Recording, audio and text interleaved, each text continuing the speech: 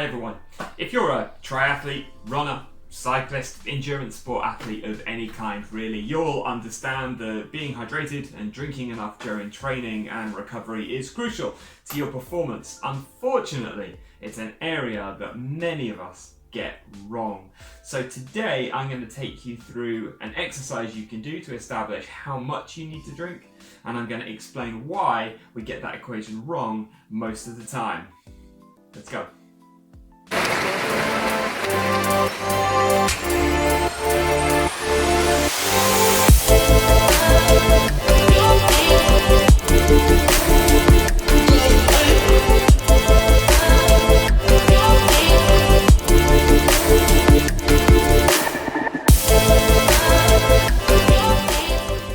If you've looked into hydration before, you've probably come across the idea of pre and post session weighing.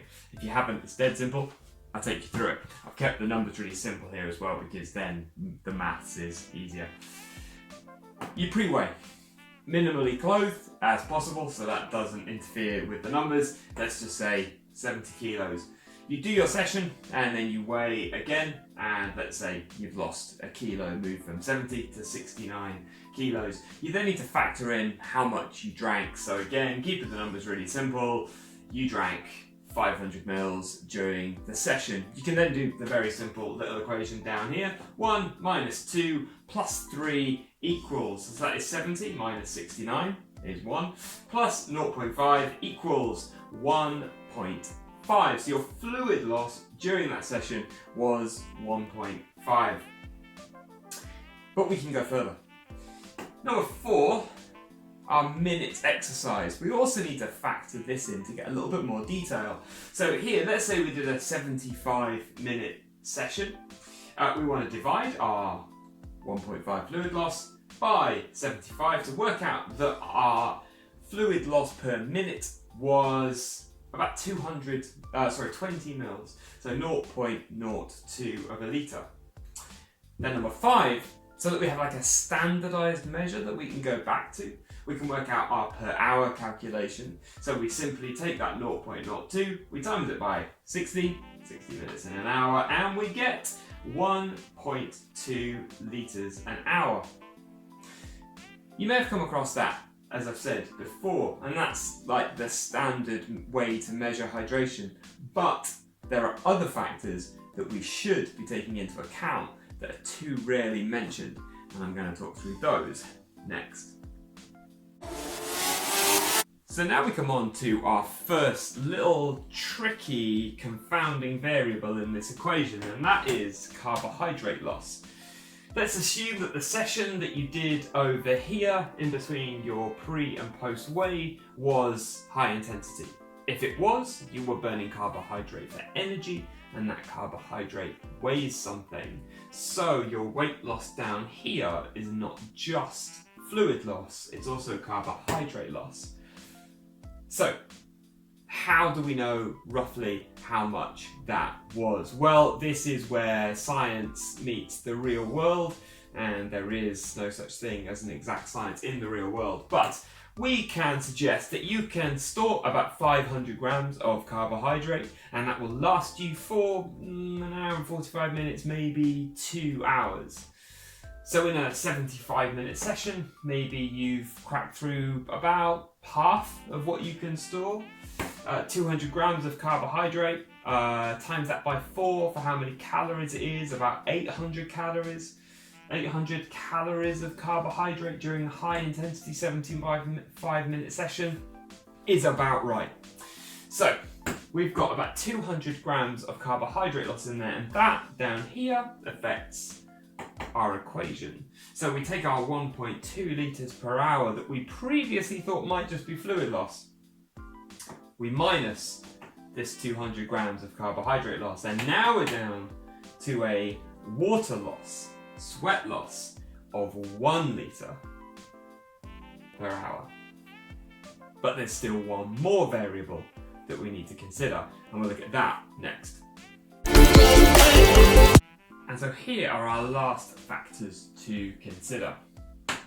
Number 7, water of oxidation. Now, carbohydrate in the body has water bonded to it. You burn the carbohydrate, you release the water, and that stays in the body to contribute to the fluid that your body will use to stay hydrated.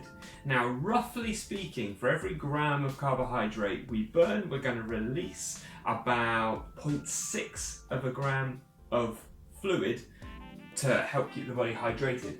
So for our 200 gram loss of carbohydrate, we're going to release 120 mils or 120 grams of fluid. So then we need to factor that into our calculation down here. So number 7, we take our 1 litre per hour water loss and we factor in the extra water we've gained from the carbohydrate oxidation, and now we're at 0.88, so about 880 mils of fluid loss in the hour.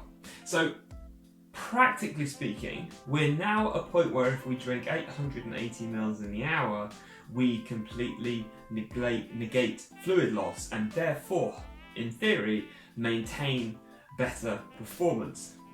Now that number's important because the example we've used is someone who probably sweats quite a lot.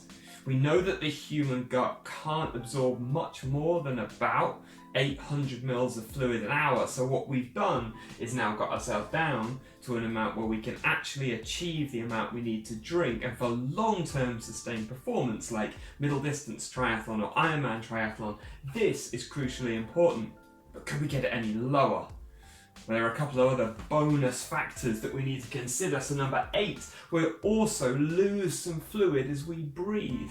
And roughly speaking, that's about another 10%. So this then gets our 880 mils down to about 800 mils. So now we're bang on the amount that our gut can absorb per hour. This means that we can maintain performance in longer distance triathlon. So this then becomes quite exciting. We're also number 9, and finally, got water of oxidation, just like we have from carbohydrate, but from fat. As we burn fat, we also release more fluid, and that contributes to our hydration status. Now that's a more difficult equation, so we don't know those numbers very exactly, but we know that if we drink 800 mils of fluid, factoring in the water of oxidation from fat loss, 800 mils, maybe a bit less, maybe 750 mils is going to be enough.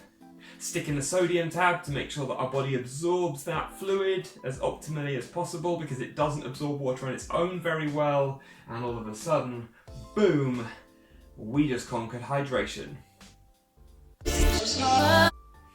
So guys, I hope that you followed all of that and it was broken down in a way that you could understand. If not, go back, watch the video. If you're unsure, you could post comments below.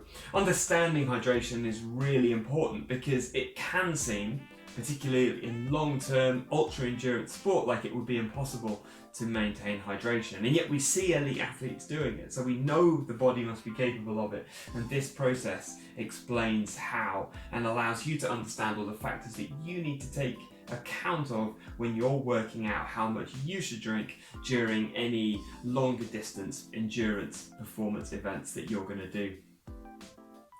If you like this video, please share it, give it a thumbs up, like, subscribe. It helps other people to find this content, and we hope to see you back here soon for another video. Thanks very much. Bye bye.